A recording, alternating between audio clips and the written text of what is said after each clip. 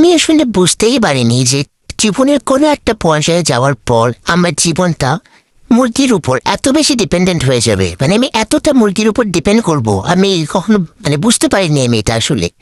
এই যেমন ধরো মুরগির যে চিকেন যে ব্যাপারটা আছে, মুরগি মুরগি ছাড়া আমার চলেই না। আমার সকালবেলাও মুরগি ডাকে, দুপুরে তো লাগেই, আর রাত্রে তো বাদিয়ে দিলাম, রাত্রে তো আমার লাগবেই মুরগি। আর স্ন্যাক্সের কথা কি আর বলবো গাইস, স্ন্যাক্স তো আমি মুরগি ছাড়া কল্পনাই করতে পারি না।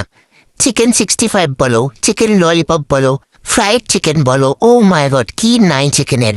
আমার স্ন্যাক্স আমি চিকেনই বুঝি, যেখানেই যাবো আমি, ইভেন আমি নিজে বানালে হবে চিকেন ছাড়া আমি অন্য কোনো অপশন খুঁজেই পাই না, আমার ভালোই লাগে না বানাতে। যদিও বা কোনোদিন আমি চিকেন বাদ দিয়ে কোনো কিছু করার প্ল্যান করি, করার কথা চিন্তা করি, আমার তখন কি মনে আসে জানো, মাথার মধ্যে আমার একটা জিনিসই আছে, সেটা হচ্ছে গিয়ে ডিম।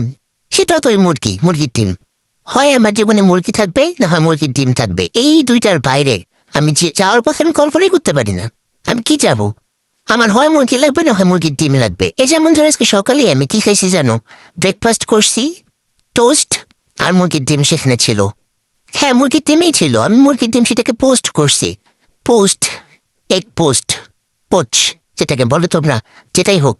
তো ব্যাপারটা হচ্ছে হয় মুরগি লাগবে, না হয় মুরগির ডিম লাগবে। মুরগি লাগবেই, মুরগি জিনিসটা লাগবেই আমার জীবনে, বুঝতে পারছো? তো তোমরা কে কে আমার মতো এরকম মুরগি পাগলা আসো আমাকে জানাবা। আর হ্যাঁ একটা জিনিস তোমরা খেয়াল করে দেখো, শুধু মুরগির কথা বললেই না, মুরগি দিয়ে যে এত আইটেম হয় শুধু সেটা না, কিন্তু মুরগির ডিমও কিন্তু কোথাও কম যায় না। মুরগির ডিম দিয়েও অনেক কিছু করা যায়, হাফ বয়েল বলো, ফুল বয়েল বলো, অমলেট বলো, কি করা যায় না বলো? মুরগির ডিম দিয়ে এমন কোন আইটেম আছে যেটা করা যায় না? আর মানুষ নর্মালি বলে না যে বাঙালিরা হচ্ছে মাছে ভাতে বাঙালি। না গাইস, এটা বিশ্বাস করবা না, বাঙালি এরকমও হয়, মুরগি ভাতে বাঙালি।